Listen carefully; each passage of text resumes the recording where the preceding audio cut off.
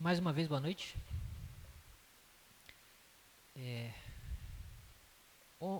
Na quarta-feira passada, a gente falou sobre o batismo, né? Hoje a gente vai falar sobre, como disse o nosso irmão Fabiano, um assunto mais difícil ainda, que é a Santa Ceia, ou a Ceia do Senhor. Mas antes, vamos orar mais uma vez? Senhor nosso Deus, mais uma vez diante de Ti, Pai, pedimos e oramos para que o Senhor venha falar conosco, para que o Senhor venha nos instruir, para que a Tua palavra, e não nós, Pai, venha nos ensinar. Que possamos ser fiéis ao Teu ensino bíblico, que possamos ser fiéis ao que a Tua palavra diz, para que o nosso coração seja alimentado, para que possamos crescer em graça e sabedoria, para que possamos seguir aquilo que o Senhor verdadeiramente tem para nós, Pai. Ajuda-nos a compreender, a entender, a aceitar e a praticar a verdade da Tua palavra. Em nome de Jesus. Amém. Bom, hoje nós vamos ver a nossa visão da ceia do Senhor. Mas antes de falar da nossa visão, a gente precisa entender o que é um sacramento. Porque se a gente chama a ceia e o batismo de sacramento, eu preciso entender o que é um sacramento. Por que esse nome, sacramento? Por que esse nome difícil? Não tinha um nome mais bonito, um nome mais fácil de falar? Por que sacramento? Alguém sabe de onde vem essa palavra sacramento? Com o que ela se relaciona? Ninguém? A palavra sacramento, ela é relacionada a mistério. Ela aparece muito na Vulgata Latina, que é a tradução em latim da Bíblia. E toda vez que o Novo Testamento vai falar sobre o mistério de Cristo, o mistério de Deus, a palavra que aparece lá, geralmente é sacramento. Então é uma palavra que se refere a mistério. Os irmãos vão entender por que é um mistério ao decorrer da aula. Santo Agostinho disse uma vez que o sacramento, para além de ser um mistério, ele é um sinal visível de uma graça invisível. Ou seja, ele é algo que você pode ver, ele é algo que você pode sentir ou experimentar, tocar, mas que representa algo que acontece que é invisível. Nós vimos no batismo que o batismo, a água, ela é sentida, ela é experimentada, ela é vista, mas ela também simboliza e representa o lavar regenerador do Espírito Santo, a purificação dos pecados, que é uma coisa que ninguém vê acontecendo. Ninguém vê o pecador tendo seus pecados lavados e purificados diante dos seus olhos. Você vê nas atitudes que a pessoa toma, você vê na transformação de vida, mas você não vê literalmente os pecados sendo lavados. Então o sacramento ele é isso. Um sinal visível de uma graça invisível. Enquanto a pregação da palavra ela é audível, nós podemos ouvir a pregação da palavra, o sacramento também é a palavra, mas sendo visível aos nossos olhos, sendo sentida aos nossos olhos. Significa que através do sacramento a palavra está sendo pregada também, mas de uma forma visual, de uma forma possível de ser vista e sentida. E por que Deus instituiu a Santa Ceia, a Ceia do Senhor? Qual o motivo? Por que Jesus, na última ceia, decidiu ordenar para os seus discípulos que eles deveriam fazer aquilo todas as vezes que se lembrarem dele, todas as vezes em memória dele? Por quê? Quem chuta? Alguém arrisca?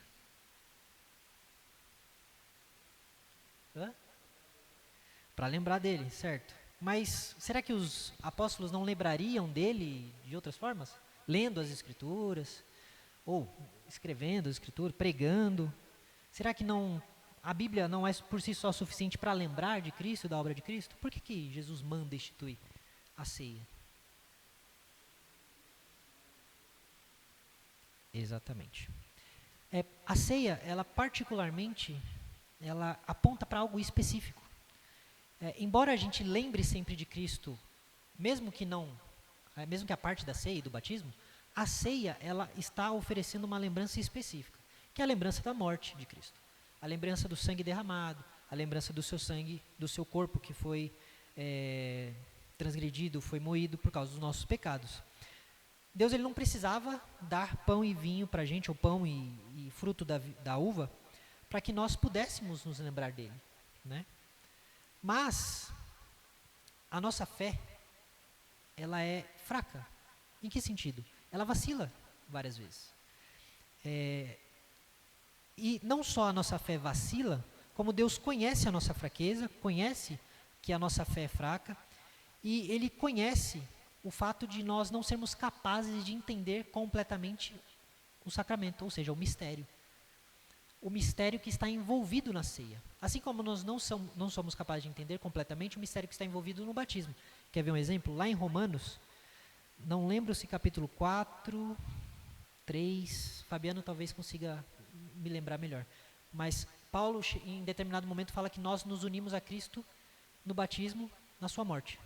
Algo mais ou menos assim. Então ele está falando que, de alguma forma, nós, quando Cristo morreu e quando nós fomos batizados, nós estávamos em Cristo, unidos, juntos com Cristo, no momento histórico, temporal em que ele foi morto. Como é que isso acontece? Jesus morreu há mais de 2000 anos atrás. Eu não estava lá. Como é que se dá essa união? É daí que se começa a entender que é um mistério, certo?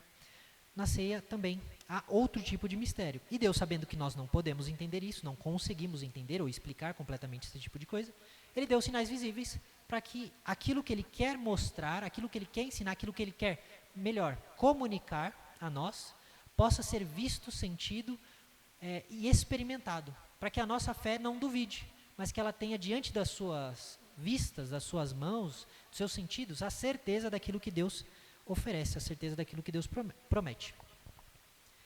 Então, veja que Cristo, quando Ele institui a ceia, Ele institui para nos alimentar, porque o pão e o vinho são alimentos, um para se comer, outro para se beber. Mas Ele então quer que a gente entenda que tem a ver com o alimento? Sim. Mas de que forma? Porque Deus poderia ter dito assim, ó, eu te perdoo, eu te sustento, vai, não peques mais, e acabou.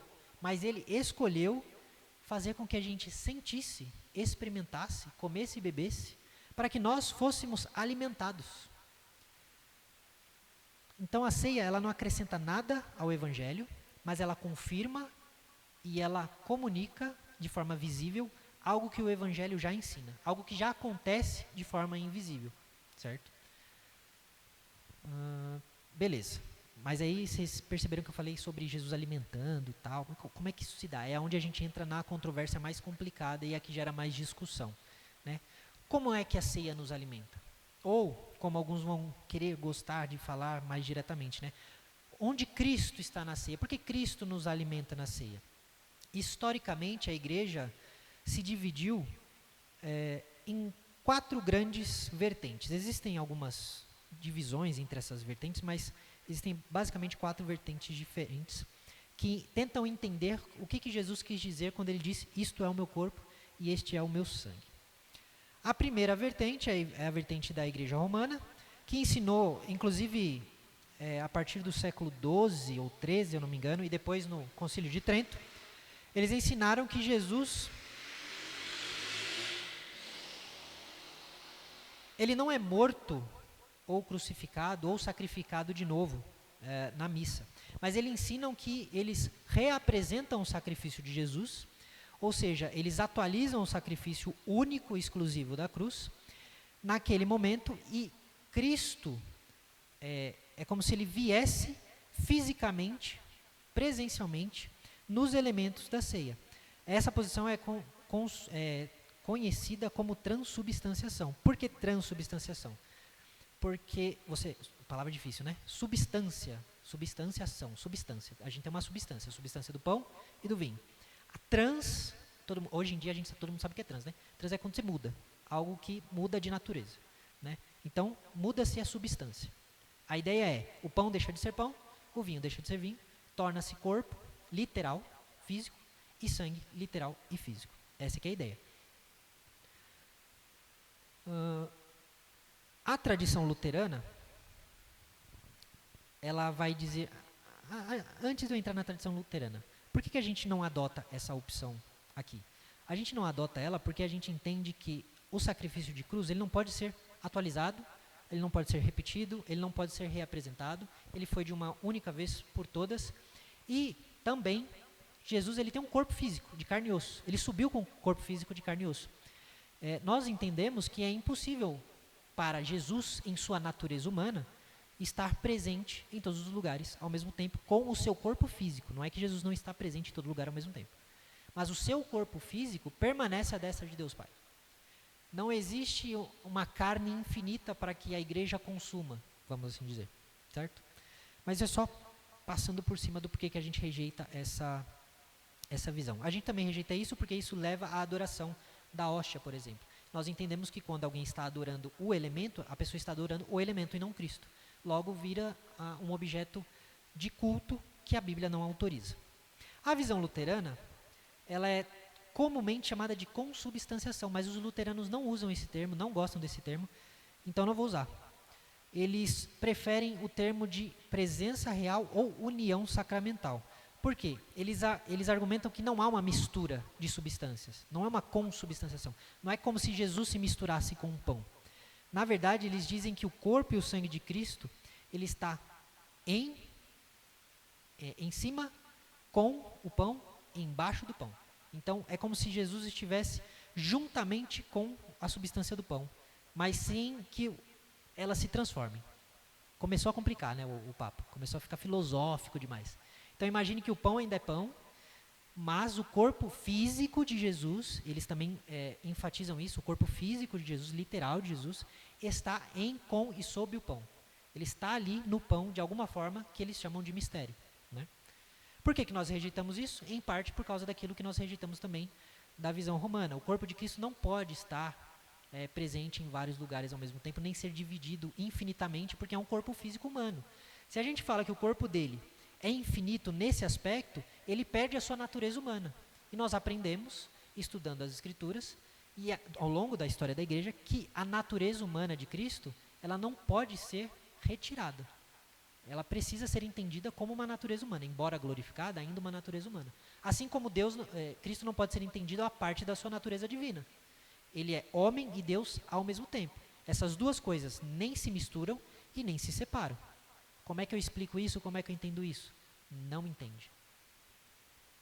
De novo, é um mistério. Como é que a gente vai entrar igual na questão da Trindade? Como é que eu explico que Deus são 3 pessoas, mas é um único Deus?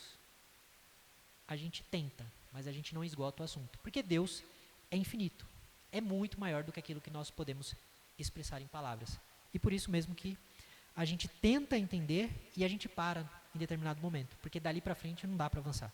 Simplesmente não tem como avançar. Então, para eles, Cristo está em, com e sob o pão, de alguma forma, e através da ceia, Deus distribui ou ele comunica perdão que é prometido aos crentes ao comer e beber dos elementos. E nós temos também a tradição que é conhecida como zwingliana ou memorialismo, né?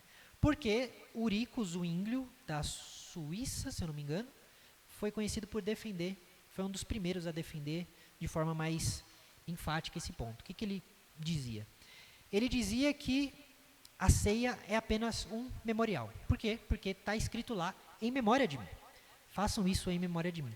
A ceia não tem corpo físico, a ceia não tem sangue físico, a ceia não tem presença espiritual, não tem presença simbólica. A ceia é só um memorial.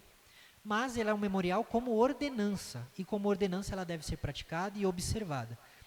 Embora Zwinglio, ao decorrer da sua vida, ele tenha mudado um pouco os termos e tentado tratar mais da questão espiritual da ceia, ele nunca negou essa visão dele de memorial. Então ele permaneceu, pelo menos até onde a gente sabe, ensinando e crendo nisso. E essa visão ela foi muito difundida. Hoje acho que a grande maioria dos evangélicos acredita sim. Ela foi difundida pelos anabatistas, depois pelos batistas, depois pelos evangelicais, né? E depois com o pentecostalismo ela também ganhou um grande número de adeptos. Para eles o corpo de Cristo está no céu, o pão é pão, o vinho é vinho e nada muda. E nós temos a tradição reformada, que é a última de todas elas. A tradição reformada, ela diz que há uma presença de Jesus nos elementos, mas é uma presença espiritual. Como assim? Ela não é nem física, igual o catolicismo romano diz, ou o luteranismo, embora haja diferença entre o luteranismo e o catolicismo, não é daquele jeito, mas ela também não é só uma memória. Ela é uma presença espiritual. Como é que eu faço para entender isso melhor? Vou tentar ajudar. Quando nós dizemos que o Espírito Santo habita em nós, sabemos que o Espírito Santo não tem corpo. Ele habita espiritualmente em nós. Quando dizemos que Cristo está em nós, não é o corpo de Cristo que está em nós. É Cristo como pessoa, como Espírito que está em nós. Quando dizemos que Deus está em todo lugar, Deus está em todo lugar, inclusive Cristo, mas não fisicamente, Ele está espiritualmente presente. Primeiro, porque Deus Pai não tem corpo. Segundo, porque o corpo de Cristo está no céu. Então, eu acho que ajuda a entender um pouquinho melhor, certo? Para os grandes defensores dessa visão, logicamente, Calvino, Knox, os puritanos, aqueles que redigiram Westminster, enfim, a grande maioria dos teólogos reformados, calvinistas, defenderam essa tese. Não todos, mas a grande maioria. Para Calvino, Zwinglio, ele esvaziou a ceia, enquanto Roma idolatrou a ceia. Então ele tentou fazer meio que um meio termo, ele tentou que meio que não cair naquilo que ele achava que era um extremo, nem no outro, certo? Como é que eu gosto de ilustrar, de usar uma outra ilustração para exemplificar isso? Nós temos aqui 4 pessoas casadas, 5. Olhem para a aliança de vocês. Vocês têm no dedo. Espero que todos tenham aliança no dedo. Você tem aliança no dedo? Todos têm, né? A aliança de vocês. Se eu disser, essa aliança é o seu casamento, eu estou falando a verdade? Estou ou não estou? Quem dá mais? Não, né? A aliança não é o casamento, de fato. Mas a aliança, ela é a pessoa com quem você está casada? Também não. Mas a aliança, ela demonstra que você está casado? Sim, né? Ela é a demonstração física, visível, de que há um casamento, de que você está casado, de que há uma promessa e um juramento de que vocês permanecerão casados, inclusive. Ou seja, a aliança em si, ela é um objeto de metal, nada mais que isso. Ela é matéria, só. Mas ela não é só um símbolo, porque se ela fosse só um símbolo, você poderia dizer que a aliança não importa. Vamos casar e eu não preciso de aliança. É só um símbolo. Eu não preciso disso. Mas a aliança, ao contrário, ela é sim um símbolo, mas ela também é uma certeza, ou seja, um selo de uma promessa que foi feita. A promessa de que vocês seriam fiéis uns um ao outro, que você amaria na tristeza, na alegria, na doença, na pobreza, enfim, etc, etc. Deus não nos deu apenas as promessas que Ele prometeu na Bíblia, mas Ele também nos deu o selo, o sinal visível de que essas promessas seriam cumpridas e que de fato essas promessas seriam comunicadas a nós. Então, assim como a aliança, a ceia e o batismo selam um compromisso real com Deus. Ela de fato comunica algo espiritual, não meramente uma lembrança, mas algo espiritual.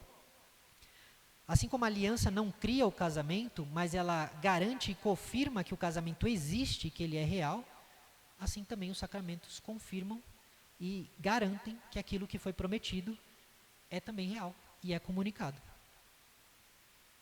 Então a Santa Ceia, ela não cria salvação, ela por si só, os elementos não perdoam pecados, não mudam a vida de ninguém, mas quando recebidos com fé em Cristo, pelo agir e pelo poder do Espírito Santo, elas comunicam perdão, comunicam graça, comunicam fortalecimento e alimentam, como eu disse no início, alimentam a alma do cristão. Então, acho que eu tenho mais um exemplo aqui. Não, era isso mesmo. Alguma dúvida até aqui? Alguma pergunta? Não? Que é um assunto complexo. Alguém quer acrescentar alguma coisa?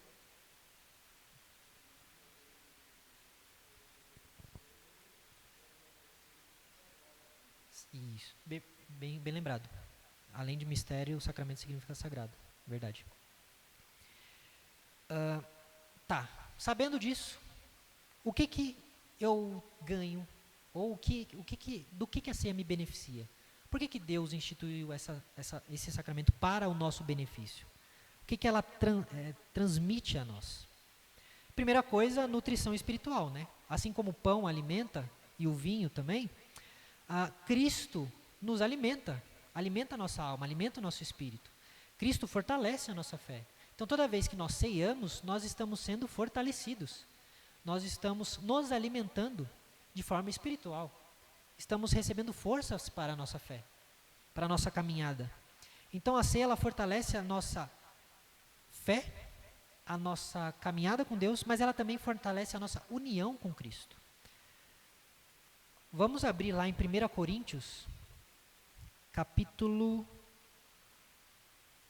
10, versículo 17.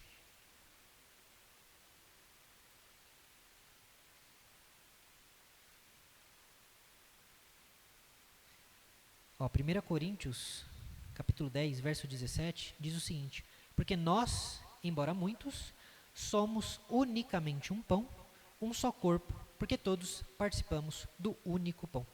Veja que Paulo, em momento nenhum, deixa de falar do pão como pão. Em nenhum momento o pão se torna outra coisa. Paulo está sempre falando do pão. Ao mesmo tempo, Paulo associa corpo com pão. Então, quando nós nos alimentamos da ceia do Senhor, nós que somos muitos, nós nos tornamos um. Tanto com Cristo, quanto entre nós. Porque Cristo é um só pão, e nós também somos um só pão. Nós fazemos parte desse grande pão chamado Jesus Cristo, porque nós somos corpo de Cristo. Esses são os termos que Paulo vai dizer, vai usar inclusive, para se referir a nós, membros do corpo de Cristo. Se nós nos alimentamos espiritualmente, se nós recebemos força espiritual, se há alguma associação entre corpo e sangue, mas espiritualmente é a nossa fé que é alimentada, quem pode participar da mesa do Senhor? Porque essa é uma pergunta que vem. Se a ceia é uma refeição para a igreja, ou seja, para os membros da aliança com Deus, porque lembra, o batismo ele é o quê? O ingresso no corpo de Cristo. Ele é a entrada, para que você faça parte, participe do corpo de Cristo. Não é que você tem que se batizar para ser salvo, mas quando você se batiza, você recebe a marca de que você é pertencente à família de Deus. Certo? Estando na família de Deus, você faz parte da família. Fazendo parte da família, você se alimenta com a família.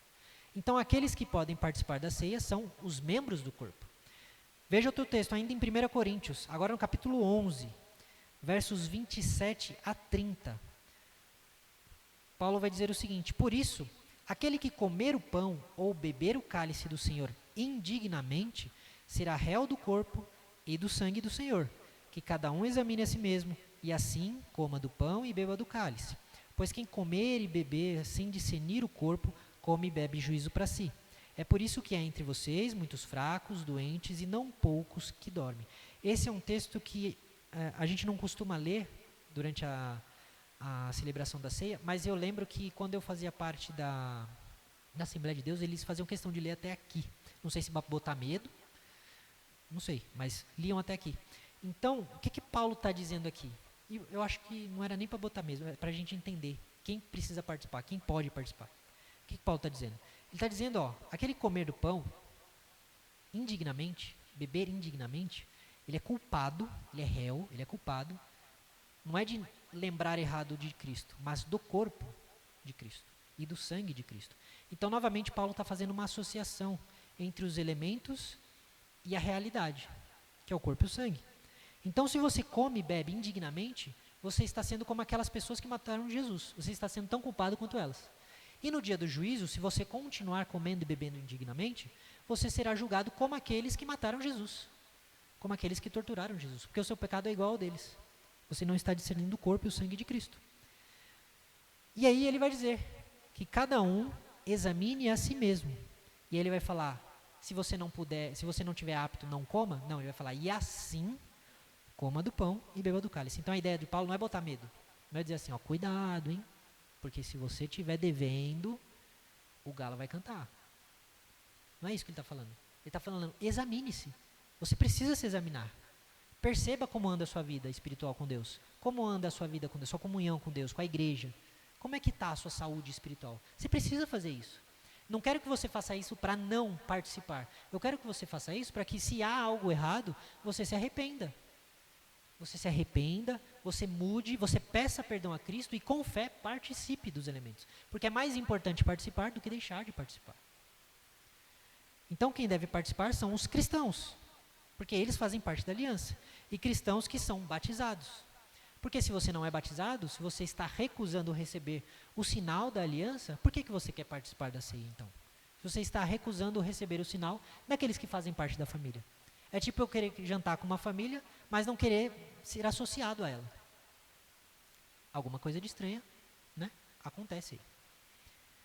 Então você precisa ser cristão, batizado e professar publicamente a sua fé. Quem não deve participar? Como eu disse, pessoas que não são cristãs, pessoas que não creem em Cristo, pessoas que não são batizadas, porque elas não fazem parte da família, então não faz sentido participar da mesa de Cristo se elas não fazem parte da família de Cristo.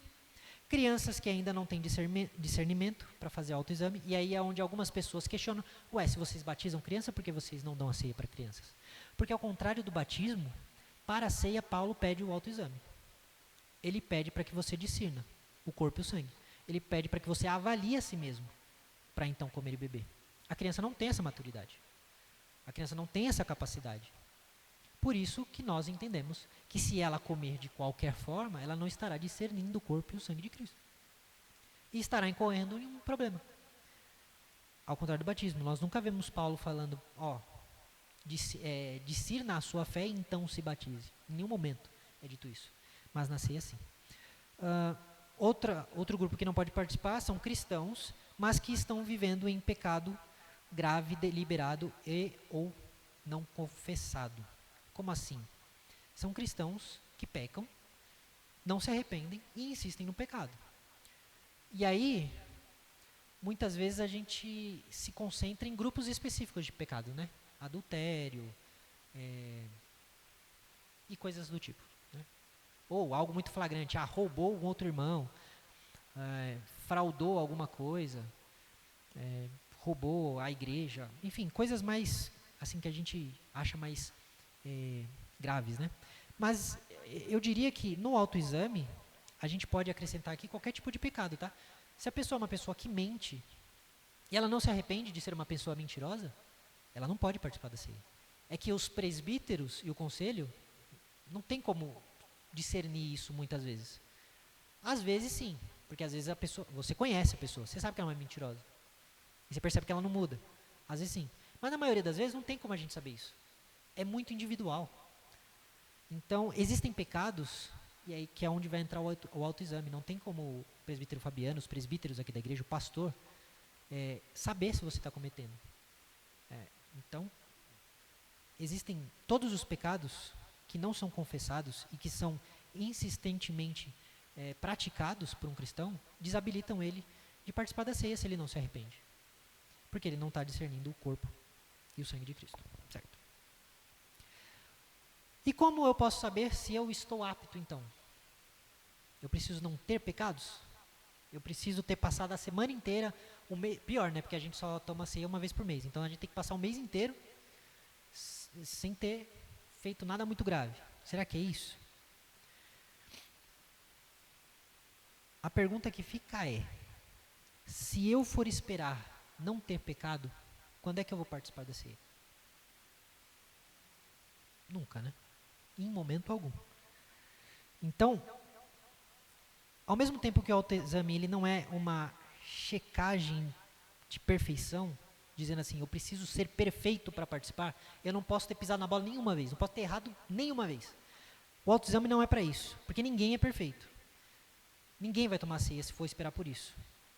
Ao mesmo tempo, ele também é um teste de discernimento, de fidelidade. Porque Paulo diz que existem pessoas que tomavam a ceia sem discernir. Isso significa que haviam pessoas que não reconheciam que o seu pecado era pecado, ou que sabiam que o seu pecado era pecado e não se arrependiam.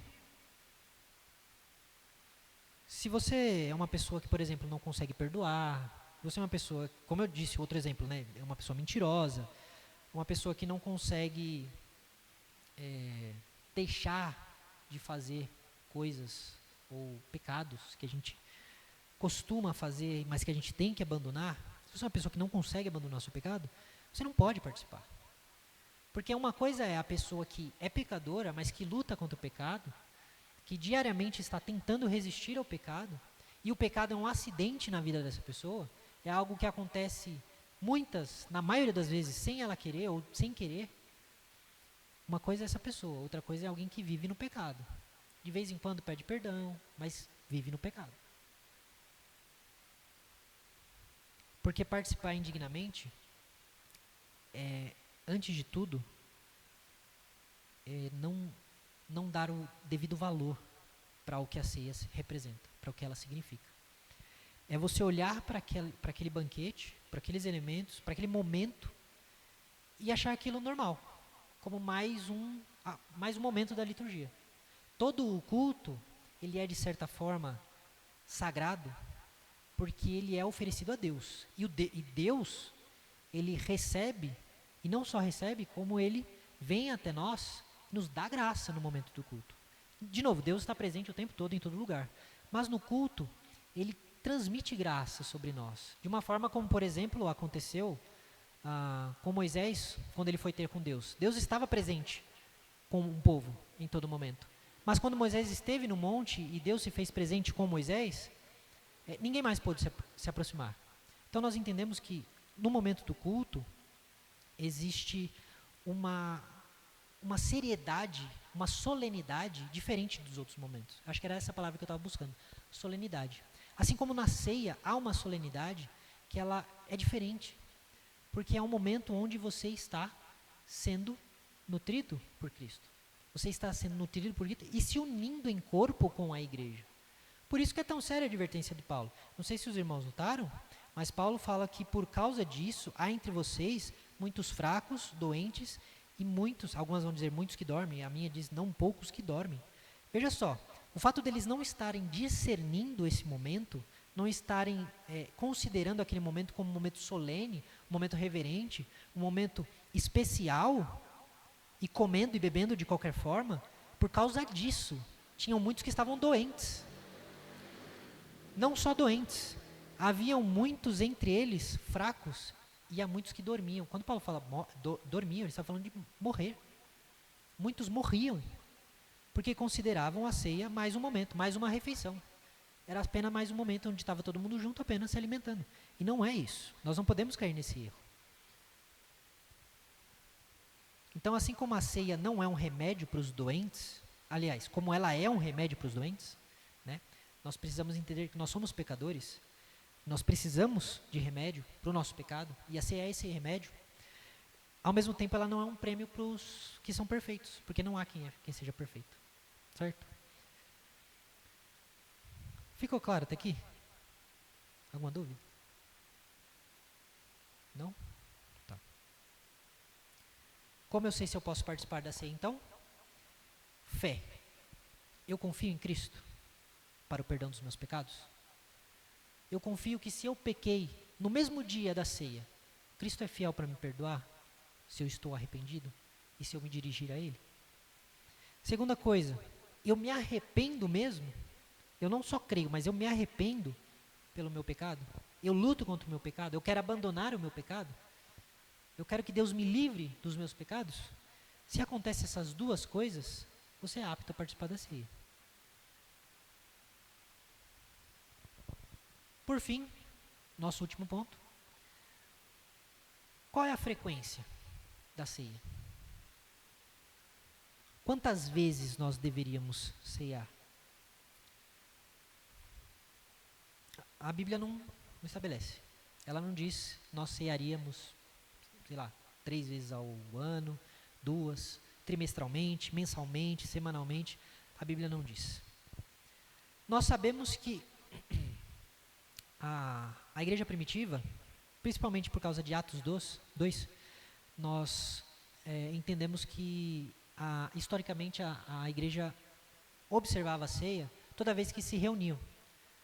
E eles se reuniam aos domingos. Tanto é que em Atos é dito que a igreja perseverava na doutrina dos apóstolos, no partir do pão e na pregação da palavra, nas orações, etc. Então, nós vemos que toda vez que eles se reuniam, que eles oravam, que eles jejuavam, que eles estavam juntos como igreja, eles ceiavam. Mas a Bíblia não tem em nenhum momento uma ordem estabelecida, pré-definida, para quantas vezes a ceia deve acontecer. Então ela pode ser celebrada tanto todos os cultos, como uma vez por mês. Há algumas igrejas que celebram trimestralmente, algumas igrejas celebram apenas anualmente. o que eu já acho um problema. Por quê? Se a ceia é um alimento espiritual para a nossa fé, para que a gente seja fortalecido, por que eu vou comer uma vez só no ano? Trimestralmente para mim também é complicado. Por que só trimestralmente? Como vai andar a minha fé? Se Deus... Tudo bem, Deus me alimenta pela palavra de Deus. Deus me alimenta pela oração. Deus me alimenta na comunhão dos irmãos. Mas se isso só fosse suficiente, de novo, por que ele me ordenaria participar da ceia? Todas as vezes que eu me reunir em memória dele. E aí outro argumento para isso é justamente isso. Cristo mandou a gente celebrar a ceia todas as vezes. Há alguma vez que nós nos reunimos como igreja que não seja em memória de Cristo? Não há. Então, assim como Calvino, eu e alguns outros teólogos, não todos, nós entendemos que quanto mais frequente, melhor. Não precisa ser todo domingo. Mas quanto mais frequente, melhor, porque a nossa alma precisa de alimento. Inclusive, Calvino teve uma briga muito grande em Genebra por conta disso. Ele queria que a ceia fosse todos os domingos. Só que como ele não mandava em Genebra, o Conselho de Genebra não permitiu. E ele foi voto vencido. Ele só não insistiu porque, segundo ele, se ele insistisse, ele ia criar um racha na igreja. E para não rachar a igreja, ele cedeu. Ou seja, tudo bem, ceiar uma vez por mês. Mas parece-me, e aí os irmãos que discordarem podem ter toda a liberdade, parece-me que ser mais razoável que todos os domingos seja mais, na minha opinião, né, seja melhor, embora não seja necessário ou exigido. Por que nós praticamos uma vez por mês? Eu acho que isso é importante dizer. Os puritanos, especialmente os da Inglaterra e da Escócia, eles foram os grandes responsáveis por isso. A gente tem a história de Calvino em Genebra, a gente tem os presbiterianos na Escócia, mas os puritanos, em especial os ingleses, que é da onde a nossa igreja vem, os ingleses que foram para os Estados Unidos, plantaram a igreja presbiteriana, e da igreja presbiteriana americana veio os missionários para o Brasil. Eles eram muito zelosos com a ceia, mas muito zelosos, com tudo, né? Os puritanos têm esse nome por causa disso. Eles eram muito zelosos, principalmente com a ceia. E por causa do zelo deles, eles entendiam que, inclusive esse é um argumento muito usado, eles entendiam que se a ceia fosse muito frequente, as pessoas banalizariam a ceia. Elas tornariam aquilo como um momento comum. E de fato isso aconteceu. Não dá para dizer que não aconteceu. Estava acontecendo em Corinto, por exemplo. Né? Então é um argumento bom, é um argumento válido.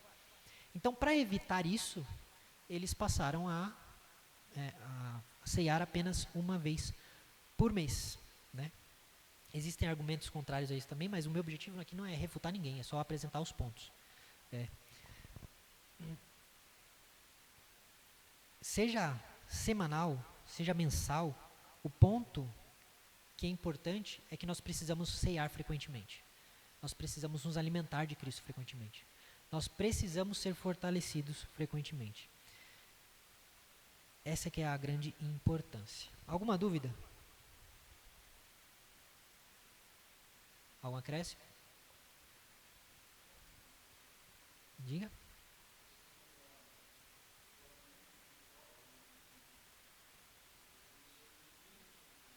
Uhum.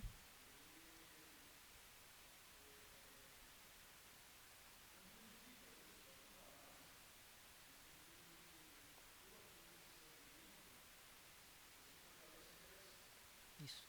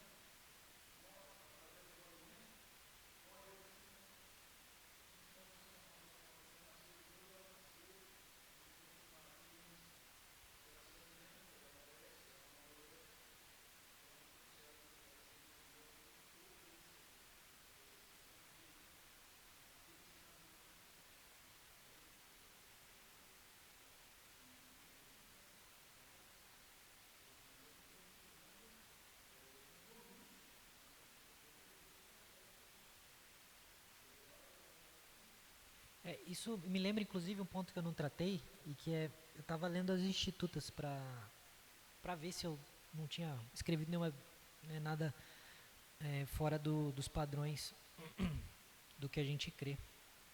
E lá, algo que é destacado muito, assim, com muita clareza, é o fato de que o que torna um momento solene, especial, é Cristo. É a presença de Cristo, a presença espiritual de Cristo, é o Espírito Santo atuando. Então, não é o elemento, não é o pão, não é o cálice que torna aquilo especial. O que torna especial é o Cristo que alimenta e que une o corpo como um corpo só. Então, por isso que, se alguém perguntar, mas e quem comer da ceia e beber da ceia indignamente? Ela está comendo, se alimentando espiritualmente de Cristo? Não, não está, porque ela não está recebendo aquilo com fé. Se ela não come com fé, se ela não participa de forma digna, aquilo é só um pão e é só um cálice, nada mais que isso. Agora, se ela participa com fé, pela ação do Espírito Santo, aquilo se torna alimento para a alma dela, alimento espiritual. Vai cair um pouco naquilo que Jesus diz lá em João 6, que é: meu corpo é verdadeira comida, meu sangue é verdadeira bebida, mas ele não está dizendo isso literalmente, porque versículos depois, o próprio Jesus vai dizer que as minhas palavras são espirituais, são discernidas pelo Espírito, não são palavras carnais. Mas eu estou parafraseando porque eu não lembro exatamente o texto, mas é mais ou menos isso. Está dizendo que aquilo que ele disse é espiritual, não é carnal. Então, o que torna o momento importante é Cristo. Espiritualmente, Cristo é Deus presente. Seja espiritualmente nos elementos, seja aqui em nosso meio, seja unindo a gente a Ele ou entre nós. É isso que garante que o momento seja de fato solene e especial, não meramente os elementos, né? Certo?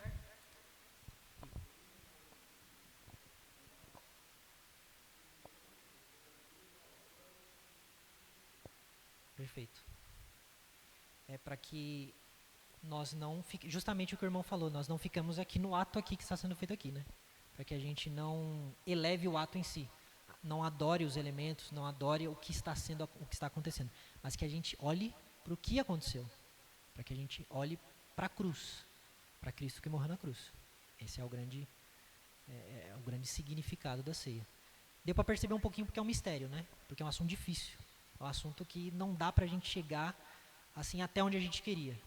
Tem um momento ali que a gente não passa além disso, porque de fato nós estamos tratando de Deus, e há certos assuntos que, quando a gente trata sobre Deus, que não tem como a gente esgotar, né? Deus, ele é grandioso demais para as nossas mentes. Mais alguma dúvida, gente? Não? Tá.